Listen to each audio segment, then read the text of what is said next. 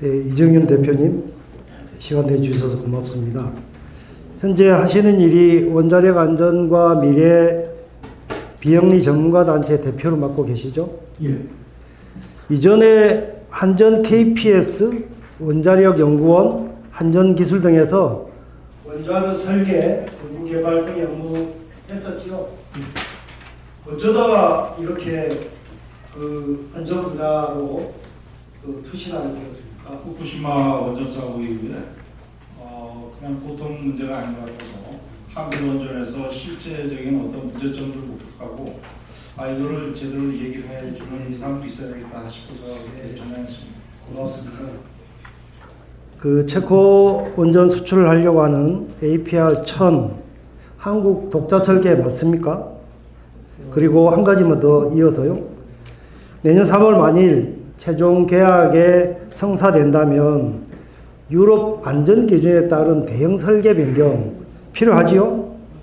두 가지 건을 좀 짧게 대답해 주십시오. APR-1000으로 우리가 지금 수출한다 그러지만 실제 건설에서 가동되는 원전이 없고 실체가 없습니까? 없습니다. 예. 그래서 검증을 하면서 수출을 해야 되는 그런 문제가 있어서 제가 이거는 반드시 좀 어떻게 좀 문제 제기를 좀 해야 되겠다 싶어서 나왔고요.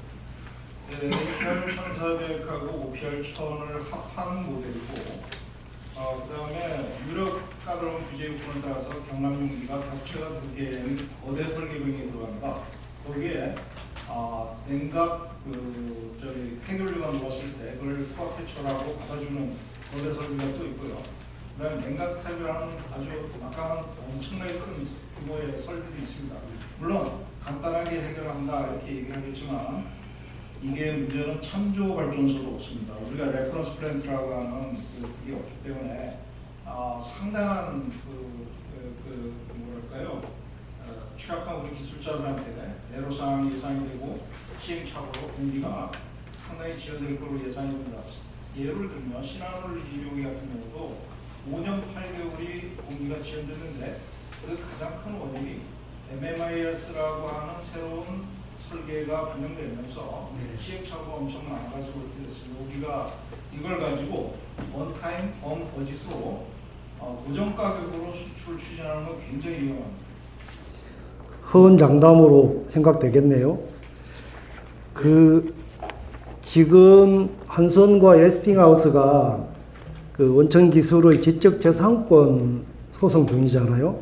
한수원은 독자 기술이라고 주장하고 웨스팅하우스는 APR-1400이 C 시스템 80 플러스 복제한 거다. 이에 대해서 어떻게 생각하십니까? 예, 우리가 이제 소유권을 사왔다고 얘기하지만 원천 기술 미국에 있고 통제권도 미국 에너지부가 가지고 있습니다. 그래서 수출은 가능합니다. 하지만 미국의 인가사항이기 때문에 독자 수출은 사실 미국의 허락을 받아야 될 입장이고 한수원의 독자 수출은 지금 웨스팅하우스하고 경쟁 구도로 가면서 이게 중재 가능성이 현재로서 나타나기 어려운 상황. 수출 전략이 잘못됐다는 겁니다. 예. 웨스팅하우스의 동의 없이 그리고 미 에너지부의 사전 승인 없이 체코 원전의 독자 수출 불가능하지요? 예, 불가능합니다. 지금 보면요, 사업자적인 입장에서 보더라도 한국 가격이 엄청나게 싸게 들어오기 때문에 한국에서는 덤핑 얘기가 많이 나오지 않습니까? 예. 그래서 체코에서 먼저 나오죠. 예, 체코 원전에서도 45%이 프랑스에 그렇기 때문에 웨스팅하우스로서는 한국의 수출에 강력하게 제동을 걸 것이고요. 덤핑으로 들어와서 그나마 이제 원전 건설 수요가 얼마 안 되는데 한국이 덤핑으로 와서 이제 싹쓸이 해가면 이제 네, 복잡해집니다. 그 정도는 하시고 이게 미국이 원전 패권을 회복하고 미국 주도의 원자력 생태계 공급망 재편을 위해서 쉽게 동의해 주지 않을 것 같은데요. 앞으로도 마찬가지 아니겠습니까? 예, 그렇습니다. 지금 한수원 또는 우리 한전하고 그 다음에 웨스팅하우스하고 협력 구도는 2022년 6월에 웨스팅하우스 사장단이 한국에 와서 협력을 하려고 했었는데 그때 무산됐습니다. 마무리하도록 하겠습니다. 전문가로서 양심에 따른 그 의견 감사합니다. 방금 증인이 말씀하신 대로 우리나라 원전은 애초 그 원천 기업의 동의 없이는 수출이 불가능합니다. 복제 기술이기 때문이지요. 더군다나 미국의 원자력법에 따른 수출 통제도 받고, 이게 설사 웨스팅하우스가 하고 협상이 원만하게 되어서 수출하게 된다 하더라도 막대한 기술 사용료, 그게 이름을 뭐라고 하든지 간에 지급할 수밖에 없는 실정입니다.